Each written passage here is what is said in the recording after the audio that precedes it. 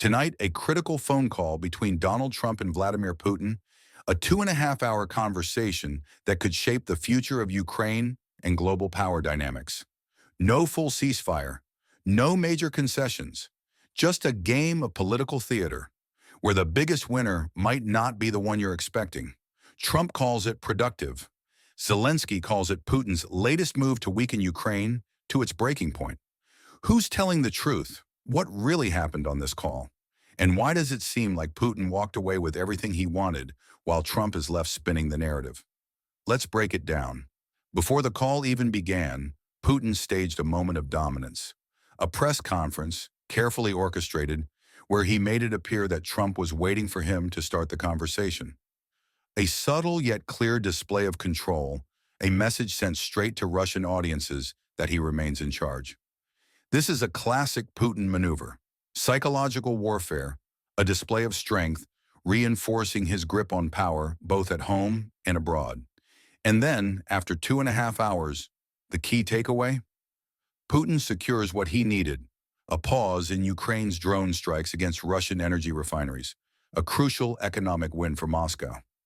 But what did Ukraine get? Not much.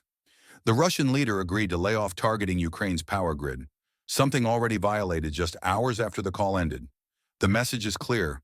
Any promise made by Putin is fleeting, and the battlefield reality remains unchanged. Sources inside Moscow are gloating. Putin knows Trump doesn't deal in details. He speaks in broad strokes, eager to paint himself as a dealmaker. But in those fine details hidden from public view, Putin extracts real victories. Take the nuclear power plant in Zaporizhzhia. Did Trump just tacitly agree to hand Putin control? The signals from Moscow suggest he did. And once again, Trump either doesn't see it or doesn't care. That power plant is not just an asset. It's a strategic foothold that could determine the future energy independence of Ukraine. Losing control of it would be a catastrophic blow. Then there's the talk of normalizing relations. The White House says Trump dangled the idea of enormous economic deals between the U.S. and Russia. But the Kremlin's version of the conversation included an odd addition, a return to U.S.-Russia hockey games. It sounds trivial, except it isn't. Hockey isn't just Russia's sport, it's Putin's. This isn't about sports, it's about optics, about Putin crafting the image of two equal superpowers shaking hands, about erasing his pariah status in the global order. This is a strategic effort to rehabilitate Putin's international image, presenting him as a statesman rather than an aggressor. And let's not ignore the biggest discrepancy in the official statements.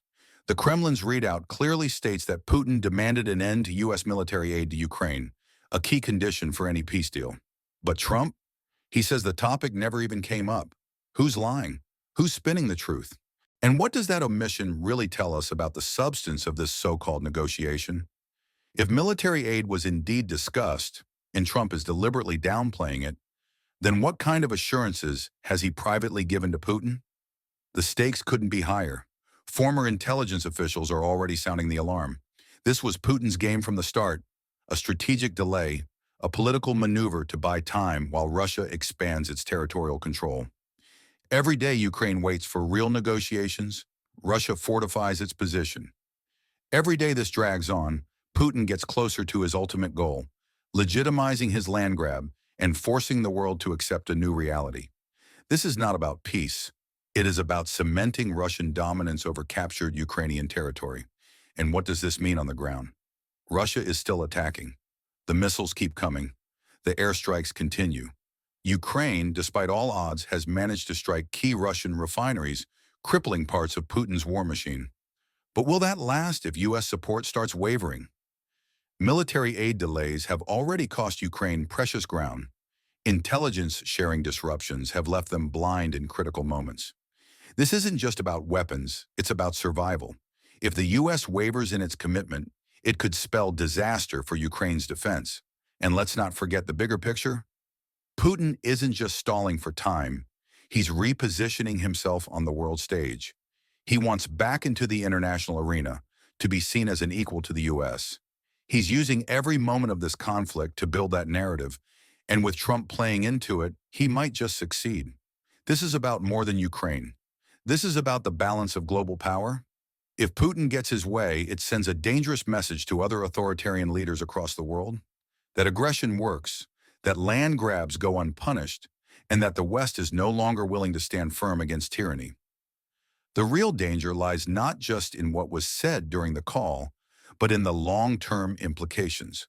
A weakened Ukraine means a stronger Russia, emboldening other adversaries like China and Iran to test Western resolve. If Putin secures key concessions now, what stops other authoritarian regimes from pushing their own agendas? Taiwan, Eastern Europe, the Middle East, all could become future flashpoints if the U.S. is perceived as unwilling or unable to enforce global norms. And the economic stakes are just as high. A normalized Russia-U.S. relationship on Putin's terms means lucrative deals that could benefit oligarchs in the Kremlin while sidelining American allies. European leaders, already uneasy about Trump's foreign policy approach, now face the prospect of a shifting power dynamic that leaves them vulnerable. So where does this leave us? A negotiation where only one side is actually negotiating. A so-called productive conversation where the biggest concessions all seem to go one way. In a stark reality, this war isn't ending anytime soon, and Putin is still calling the shots. Stay tuned, because this is far from over.